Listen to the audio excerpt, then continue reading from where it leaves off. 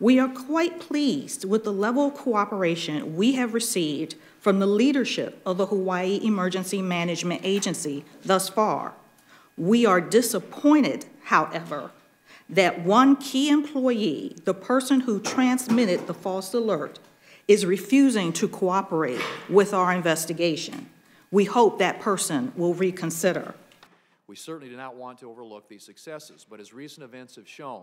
Did the Hawaii Emergency Management Agency need FEMA to sign off on a correction to the first push notification? No. Okay. There was some... They did not need permission from either FEMA or the FCC. How is it that a single government employee could trigger an alert without any kind of meaningful mechanism to sort of override or, you know, do you want to delete? Do you want to delete? You know, was there any, and so do you have any light to shed on that basic question?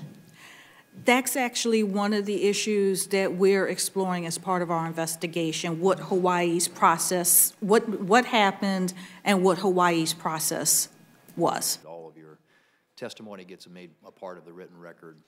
It seems to me that the questions raised and the gaps identified in the Hawaii case focus more on alerting authorities and FEMA jurisdiction than the FCC and the alerting disseminators. Would you agree with that? Yes, I would. I agree with the way you outlined it, which is that the broadcast infrastructure worked. The transmission worked. The message did get out. Unfortunately, in this case, it was a mistaken message. And so I think that as we've been discussing today, it requires us all, in particular on the FEMA side, to revisit who can generate an alert and how that alert is generated. But as it relates to the dissemination and the transmission, I think, as you've stated, that piece of the process worked as designed.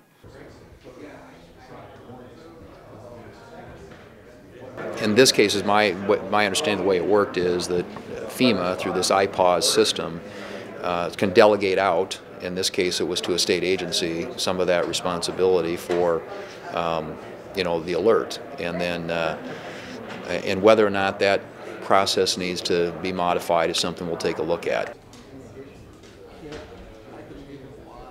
We're going to have another hearing, follow-up hearing, field hearing out in Hawaii. We haven't stated the date on that yet, but so we'll get hopefully be able to get FEMA and some of the other folks that weren't able to be here today at that hearing, and we'll continue to sort of drill down and figure out what needs to be fixed and how to do that.